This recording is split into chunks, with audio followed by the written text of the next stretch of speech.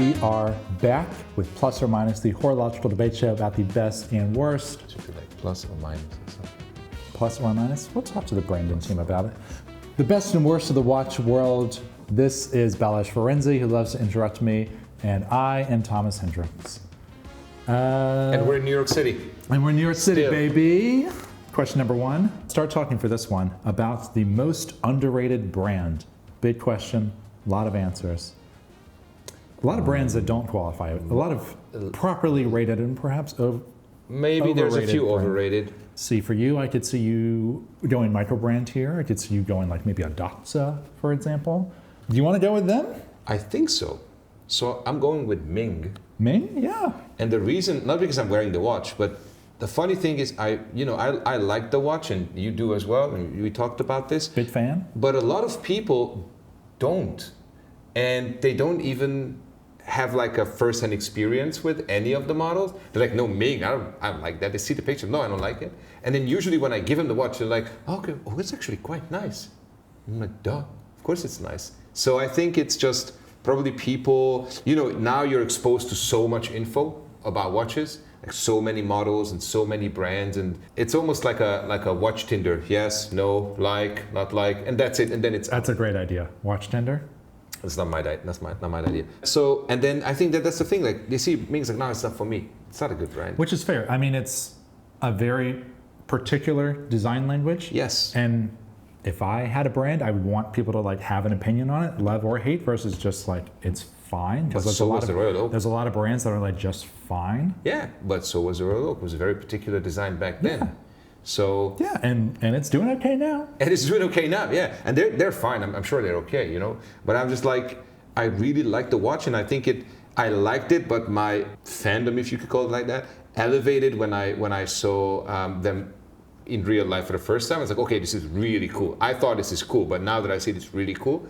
And as I said, I bought it and I sent it to a few people, and they're like, nah, I don't know, I'm not sure. And then I show it to them, and they're like, oh, it's actually cool. So I think it's one of those brands that probably needs a bit more kind of boldness from people to like, okay, let me at least be open and see it and try it on and see how it works. Yeah, I mean, people get mad about their customer service as well and other. But that's another story, right? Like, I don't know, but when it comes to But as far as like brand, we're talking about brand and like brand yeah. experience, that is part of it. Yeah. A lot of people buy watches from brands because they like the people behind them. They like their interactions with them, the Yes. community that they develop, and some people have issues with some of those elements regarding Ming, let's say. And we'll leave it there. But I do agree with you on that. I do love the brand. I will be getting one of their watches at some point in the future. I'm not sure exactly when or where that falls on my priority list, but it's very good, and I would qualify it as a little underrated, at least for now. Yet, what's your answer? I'm gonna go different price range, different age range. I'm gonna go Breguet, actually. You think it's underrated? Yeah, all watch people know about it. Anyone who's studied watch history definitely knows about it. I mean, They should. probably greatest watchmaker of all time. Abraham Louis Breguet invented the tourbillon and has a lot of design signature things. We talked about Breguet hands. We talked about Breguet numerals, of course. A lot of the guilloche kind of styles, I think they did not invent, let's say, but popularized. And yet, you never see them. Or if someone has Breguet money, they're going to buy a Calatrava. They're going to buy a Lange, let's say. I mean, can't blame them. Okay. But I think they're very beautiful classic watches. I think a lot of their complication kind of stuff as well. They make a gorgeous perpetual calendar. I would say they're underrated because they are second or third or fourth fiddle compared to a lot of these other brands that don't necessarily have the heritage, let's say. Yeah, it's fair. I think that you're right. Like if you have the money for a Breguet, you usually spend it on something else. Yeah.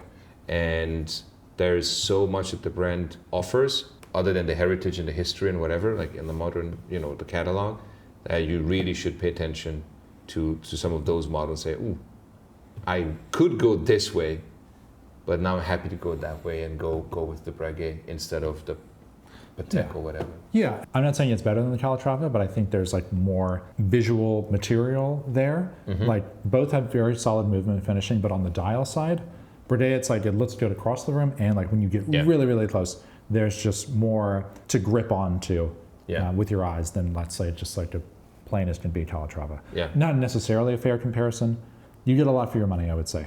You get a lot for a lot of money, but it's a good brand, good watches. Absolutely. I wish I would see more of them. One day. One day. I would love to get a chronograph from them too. Amazing. One day. Best two-tone watch. Ooh, I'm gonna go. Bitonale. Bitonale. Is that how you say it in Italiano? Yes. Sure. I'm gonna go Cartier Santos. Very 1980s. I think it wears the two-tone well. I think it wears the two-tone personality very well. The number one reason why it's my pick is that it gets the right balance of gold and steel. I think a lot of two-tone watches try and overdo it, where they do like 50-50, and it's just too much gold. I like the Santos because from across the room, it actually looks more like a fully steel watch. It's the bezel, of course, is gold, but just the screws on the bracelet are gold. So I like gold as more of an accent as opposed to like a competitor with the steel. So I think a lot of brands try and go 50-50. I'm more of like an 85-15 kind of split. I agree with you, but I'm not much of a Cartier guy, and so I have to go with something else, and I will go with the one that I have. Actually, I had two. I had the 013 Datejust, the two-tone, Okay. and the Oyster Quartz, also two-tone. Yeah, I like the two-tone oyster quartz. Yeah. Because that's very much, again, of a time. Yeah, absolutely. Yeah. It's integrated bracelet, two-tone, quartz movement, blah, blah, blah. But I would still go with the Datejust. Yeah. Because it's just like, if you think about the 80s and that era, it was just everywhere. The people, when they had a bit of money, they had this aspirational purchase of a Rolex, chances are that it was a Datejust, and probably a two-tone Datejust. And I think from really, everybody from Pat Riley back in the day to whoever rocking a two-tone Datejust with an Armani suit or a Brioni suit. Yeah. What dial color would you go with for the two-tone? The champagne. Yeah? Okay, I mean, that's classic. Yeah, that's probably the simplest, well, maybe not the simplest looking, but the simplest combination, I guess. So when I bought the Datejust, it was just an opportunity that came, right? I didn't want to buy that one. And I was like into like steel Datejust with like silver dials and stuff. And then I had that one and I was like, okay, this is so 80s. And it just grew on me. And now... Do you wear it much? Do you still have it? Yeah, I do. And I do wear it from time to time. But I also don't wear, most of my watches a lot because I have a rotation. But yeah, I think it's definitely an iconic design and look, like the 1980s two-tone Datejust. Yeah. See, I would go black dial for any two-tone watch because I think if you just do the silver or a champagne, it's too much gold versus steel, and I think you need like a buffering in between that, like something kind of, especially something heavy like a black, to kind of take away that gold versus steel kind of dichotomy. Yeah, and it's also like very classy, black with gold.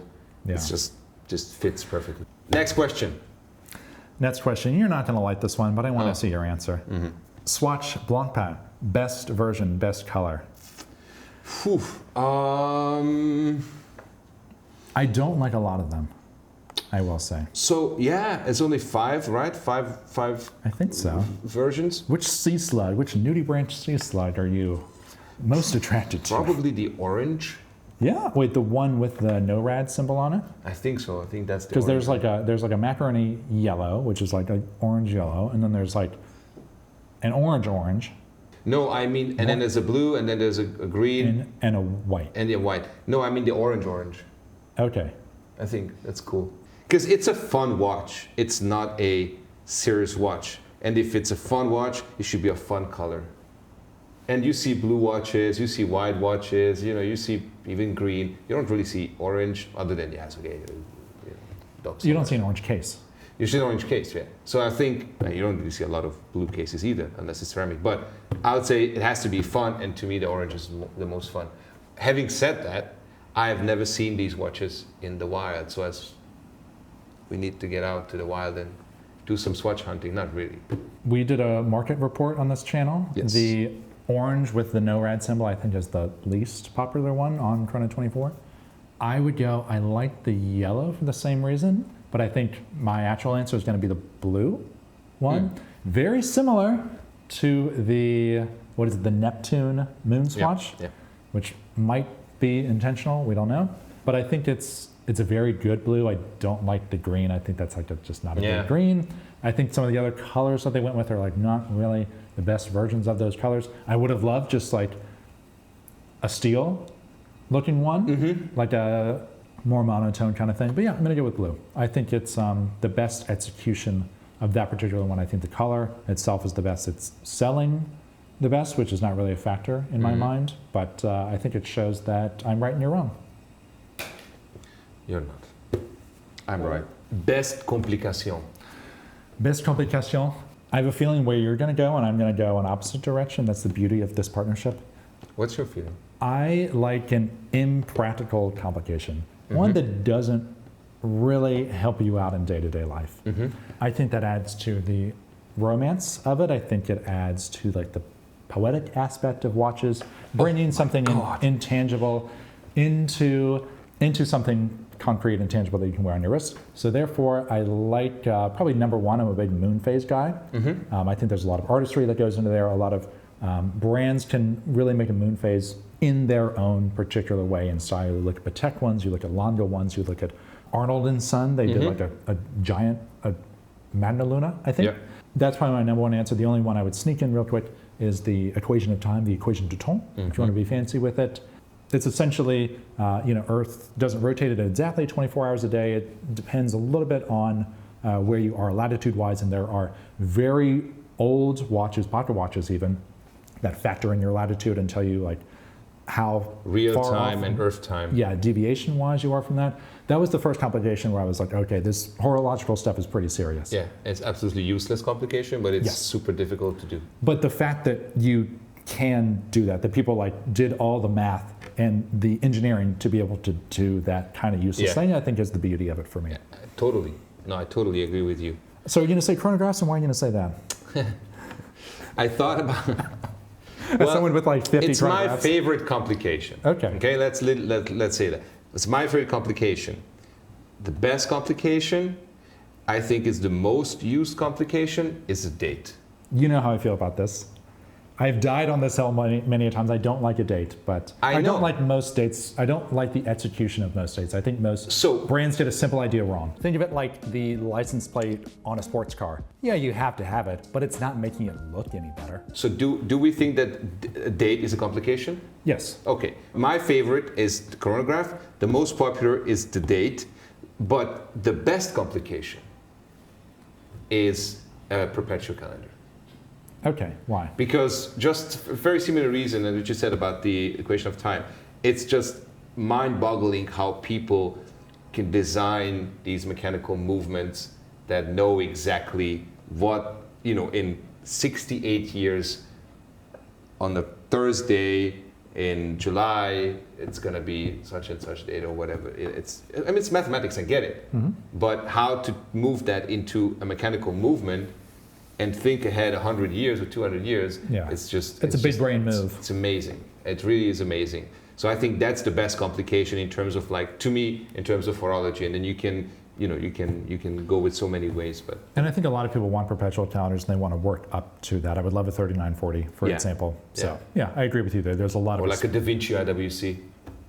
I don't like the K shape, but I do respect it, yeah. One of the best values as far as chronograph perpetual calendars out there. Yes, absolutely. We're going to get a little negative here, which is something you do from time to time. Let's do it. Worst case material. I'm really not a big bronze watch fan. Why is that? Not a patina guy? No. I think bronze watches look good new, but as soon as they start to develop the patina, they don't look good anymore. They look a bit dirty. They sometimes smell, or I'm really not the biggest bronze watch guy. Because steel is fine, precious metal is fine, ceramic, I can live with that. I really like carbon. I think it's an extremely carbon's pretty cool, interesting material. Yeah, bronze. You like bronze? I like anything that patinas. I've never owned a bronze watch. That's a little bit different. Me either. They change color as well. It's not just like. Yeah. I think silver is pretty cool. Like, yes, the Tudor Blancpain, for example. Yeah, the 925, the Blancpain. Those age really well. There's like a nice glow to it as well, versus like a bronze that gets more muddy with time. And I don't know, but I also don't like a super new bronze. That's kind of like ruins the point for me. Like when I buy shoes, I don't like shoes to look new, for example. Okay. I like them. I like patina in whatever shape it comes in. I knew someone was going to say bronze between the two of us. So what are you saying? If I say bronze, I'm saying ceramic. yeah, And I'm going to say right to ACAM. I'm going to say ceramic because there's a lot of advantages to it. It's light. It takes color very well. There's a lot of really cool watches out there. I'm thinking like black, ceramic, perpetual, calendar, Royal Oaks. Killer watch. But the only downside is it can break. Yeah, that's true. Ceramic you cannot repair. If it chips, it's a gunner. And I remember seeing an Instagram story, I won't say who, it was a bunch of tiny little black pieces on the ground that used to be a black ceramic Royal Oak, and that is an expensive accident. Yes. And you think about the perpetual calendar ones that they do too, that's even more of a price tag, just gone. Yeah. Then again, you could argue that if you have the money to get a watch like that, you don't really care. Yeah, that's true, but I don't even walk around with my iPhone outside of a case, it's like I'm too nervous I'm for with that. So I would love to own a ceramic watch one day, but it's like, it's not a financially plausible thing for me to do. It's like driving a beautiful car that's made out of like tinfoil or something. It's like, it's cool, but it's like, it's not gonna last. I like aluminum. Yeah, but maybe like an IWC or, ceramic or something like that, I could get into. Like a ceratanium, maybe. There's also the Doxa ceramic, for example. Yeah. There's also a Tag Heuer. I think it's cool, it's just, I'd be too No, scared. I'm I'd be with too you. scared and therefore I wouldn't wear it. I know, the problem is really if you, just hit it and it chips off, you will not be able to repair it. If it's a link, it's fine, but otherwise, anyways. Big minus. Ooh, no. So, but you're gonna know it anyways. Best James Bond film. Oh, not even a watch question, huh? So, have you seen all of them? Most, yeah. Because I have seen all of them. Okay, so. I went from the first to the last one. No way. Yeah, it took me like 4 or 5 months, like once a week, the James Bond night. Yeah. So I'm definitely more of a newbie, although this is like required reading in this industry. I'm gonna go, this is a bit of a cop-out answer. You can go deep cut, I'm gonna go a little more mainstream. I'm gonna say No Time to Die. It's obviously the most recent one. Boring. Big Daniel Craig fan, the man killed it. I like the, how it's more of an extended cut, let's say. I think they wrapped up his tenure very well. It's very beautiful. I think in general, the Bond movies are kind of trending upwards as far as like production value and location scouting, wardrobe, gadgets, all this kind of stuff. It's been good for a while, but it's getting even better, I would say. The No Time to Die watch is kind of take it or leave it for me. I think it's a little bit too big and the Fotina is a little bit heavy-handed, Omega. But just film-wise, that's my favorite one. I cried a little bit at the end. Yeah, it was a great ending, right? Because you didn't see him die, actually. You just kind of know that he's in this situation where... Spoiler alert. Spoiler alert. But I'm not going to say what, but you're like, you don't know. Well, we know what happened. No, but you don't know because you just... Something happens and you go, okay, nobody survives that, but it's James Bond, man. You never know. Nobody survives that. What's your answer? Are you going to go Sean Connery kind of thing? No, I watched all of them and I really liked and I really enjoyed them because they're super fun. But I would go with GoldenEye. And I'm going to say GoldenEye is because when I was a kid, that's when the movie came out. And to me, I remember going home from school, turning on the TV and seeing the Tina Turner, the video. I think GoldenEye is the name of the title of the song as well, right? GoldenEye, GoldenEye. Yeah. So it's the, that was the Bond song. The theme song. So her singing in this gold dress, and then you see the scenes from the movie, and then you see the watch, the 300M, and I'm like, wow, this is such a cool thing. It's in the video game too. Yeah. The watch made it into the video game. Exactly. And so that's like, I have this story in my head. But I really love the Sean Connery. Probably the Roger Moore were more my favorite. Interesting. I'm more of a Sean and a Daniel Craig kind of guy. The in-betweens, I'm not crazy about. I was not the biggest Daniel Craig fan, but of course, that's when the Omega marketing machine started to really, Omega. Excuse you. Omega. In the beginning, I hated him, but I think he was a great Bond in the end. I think it worked out. We'll see who it is. Maybe do a little predictions. Next film question. It's not a film question, it's a watch question. We are a watch channel after all. It is a little cold outside, so you have time to prepare. Best summer watch. Ooh. We fan you off for this one. Best summer watch. So you need something on a bracelet or on a NATO strap or a rubber strap. Water friendly. Water friendly. And both- Sweat friendly. Yeah. Summer rain friendly. You could wear a bronze and they could get No. patinaed like Oh, that. No. So I think the logical answer would be some kind of a diver, right? But I'm still going to say, because I'm thinking of what was the one watch I wore a lot this summer, and it was my G-Shock. Yeah, great answer. So I would say G-Shock. It's a great summer watch. It's a great travel watch.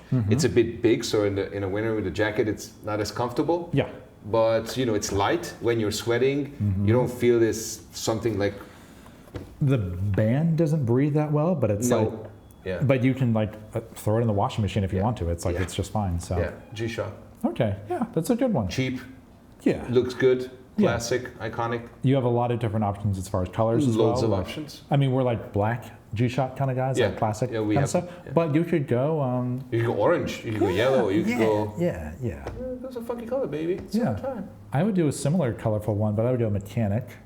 When I think of summer watches, I always think of, and I don't remember the exact name, but it's the Mito with the decompression timer on it. There's like 5 different colors Yeah. on the dial, like little like pastel kind of colors. Yeah.